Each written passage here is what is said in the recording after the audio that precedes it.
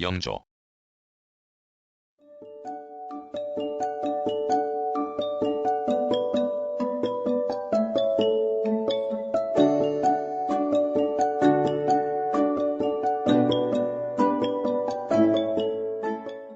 조선의 제21대 왕 필리금 자광숙 숙종이 양성이라는 헌호를 내렸다. 숙종의 잉함으로 어머니는 화경숙빈 최실 1699년 6세 때 연인군에 봉해지고 1721년에 왕세제로 책봉되었다.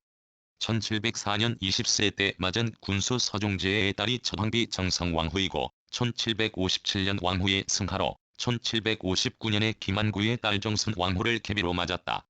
1721년 왕세제 책봉은 경종이 숙종을 이어 즉위한 그 해에 정원 이정서가 왕이 건강이 좋지 않고 아들이 없는 것을 이유로 그를 왕세제로 책봉할 것을 먼저 발의하고 영의정 김창집, 좌의정 이건명 중추부 판사 조태채, 중추부 용사 이명 등 이른바 노론 사대신들이 인원왕후 김대비의 지원을 요청하면서 추진하였다.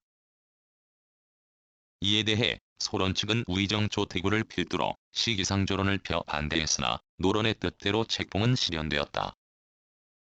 그러나 이후를 노론이 대리청정으로까지 몰아가자 소론이 역공의 명분을 얻어 이 일에 앞장섰던 노론 사대신을 탄핵하여 귀양 보냈다. 이듬해 1722년에 소론은 기세를 모아 영수 김일경 등이 남인 목호룡 등을 시켜 노론이 삼수역까지 꾸며 경종을 시해하려 하였다고 주장하여 노론 사대신을 비롯한 60여 명을 처형, 170여 명을 유배 또는 치제하였다. 오간에는 왕세제도 혐의가 있는 것으로 기록하여 왕세제가 김대비에게 사위도 불사하겠다고 호소하는 상황까지 벌어졌으나 1724년에 경종이 승하하여 등극하기에 이르렀다. 노론과 소론 사이의 치열한 정쟁 속에 즉위한 영조는 붕당의 대립 자체를 완화, 해소하는 것을 왕정의 큰 과제로 삼지 않을 수 없었다. 그리하여 즉위와 동시에 당수비 폐해를 하교하는 한편 신이 목사를 일으킨 소론, 과격파를 축출, 노론을 불러들이는 조치를 내렸다. 그러나 노론 내 강경파인 줄론자들이 소론에 대한 공격을 일삼자 1727년에 이들을 축출하였다. 이 무렵 그는 붕당이 아니라 국왕이 명실상부하게 전국을 주도하여 순의 시대처럼 탕탕평평의 치세가 실현될 수 있다는 왕정관을 명백히 표시하면서 이에 따르는 자들만을 등용하는 정책을 펴기 시작했다. 그리하여 1729년에는 노론, 소론 가운데 자신의 탕평책을 따르는 온건파, 즉 완론자들을 고르게 등용하여 전국을 안정시키고자 하였다. 이때는 노론, 소론 사이의 균형을 맞추는 이른바 쌍거호대의 인사정책을 폈으나 점차 유재시용, 즉 능력 위주로 전환해가면서 왕권을 지지하는 당평 세력을 구축해갔다. 1728년에 소론, 남인 등의 일부 과격한 분자들이 영조의 왕위 자체를 부정하는 반란을 일으킨 것이 이러한 새로운 체제 확립의 결단을 더 앞당겨 주었으며 탕평정국을 제도적으로 보장하기 위해 1741년에 이조전랑 통칭법을 협파하였다. 이조전랑이 3사의 언관들의 인사권을 장악한 제도는 언관들의 언론권을 대신들의 영향으로부터 독립시키면서 활성화하는 의도 아래 시작되어 붕당 정치의 맥점을 이루던 것이었으나 이 무렵에는 이미 좌파 세력 강화의 도구로 악용되고 있어 붕당의 폐단을 없애기 위해서는 협파 조치가 불가피하였다. 탕평론은요, 순임금의 경지를 이상으로 하는 것이기 때문에 군주 스스로 수기치인의 노력을 최대로 기울여야 하는 조건을 안고 있었다. 그리하여 영조는 학식 있는 신하들과 강론하는 자리인 경연을 제의 52년간 무려 3458회를 열었다. 연평균 66회에 달하는 이 횟수는 조선 일대의 최다 기록이었다.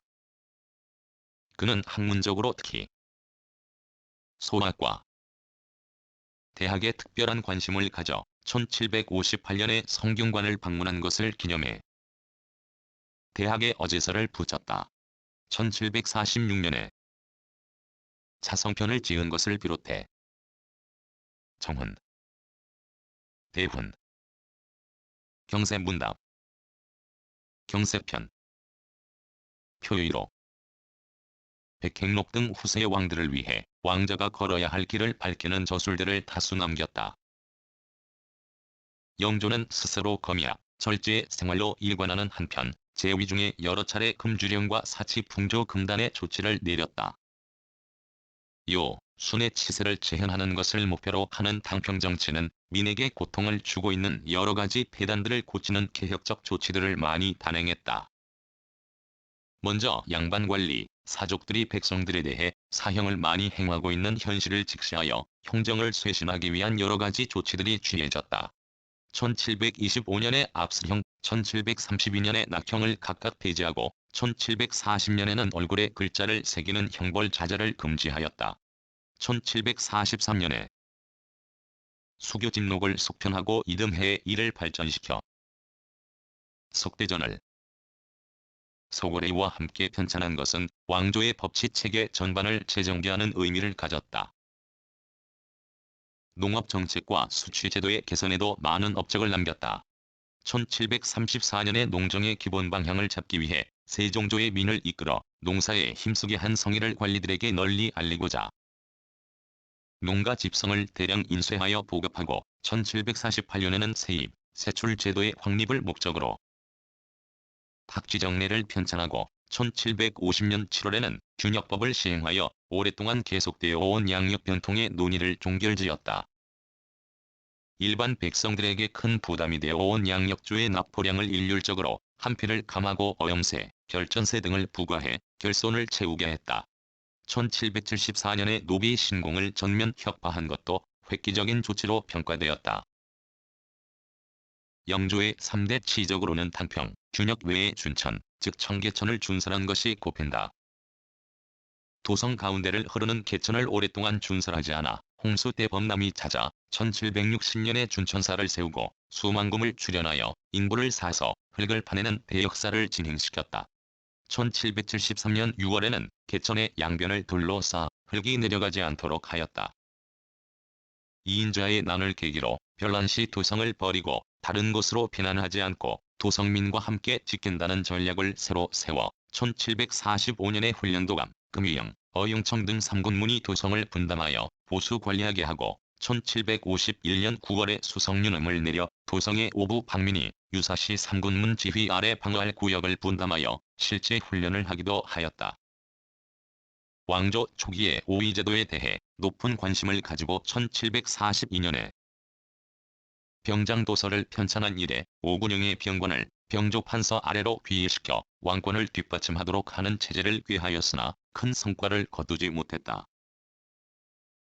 백성들의 사정을 직접 보고 듣기 위해 제25년째 이후 50여 회나 궁성을 나와 거리 행차를 하였으며 1773년에는 경희궁 건명문에 신문고를 달게 하였다. 같은 해 2월 세손의 건의를 받아들여 양로연을 베풀기도 하였다. 1740년에 개성부 행차 때 정몽주의 충절을 기려 선죽교의 비석을 세운 것을 비롯해 역사상의 충신들에 대한 추존 사업을 크게 벌였으며 1771년 10월에는 왕조의 시조묘가 없는 사실을 깨닫고 전주 경기전에 조경묘를 건립하게 했다. 1770년 정월 편집청을 설치하여 동국문헌비고를 편찬할 때 상위고 편찬 단계에서 세종조의 제국이 만드는 법을 터득하여 보조의 명해 양궐 및 서운관에 만들어 설치하게 하는 한편 양도, 팔도에 분성하여 매번 비가 올 때마다 강우량의 척촌을 재서 보고하게 했다.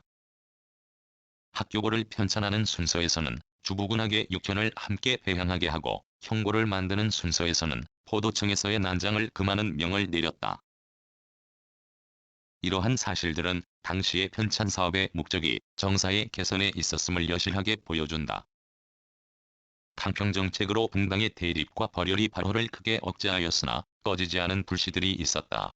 1755년에 을사처분으로 귀양간 윤지 등이 나주괴서 사건을 일으켜 전국이 소용돌이쳤으며 1762년에는 세자에 대한 지나친 기대와 벌열이 움직임에 대한 과도한 경계심으로 세자를 뒤주 속에 가두어 죽이는 참사를 빚기도 하였다.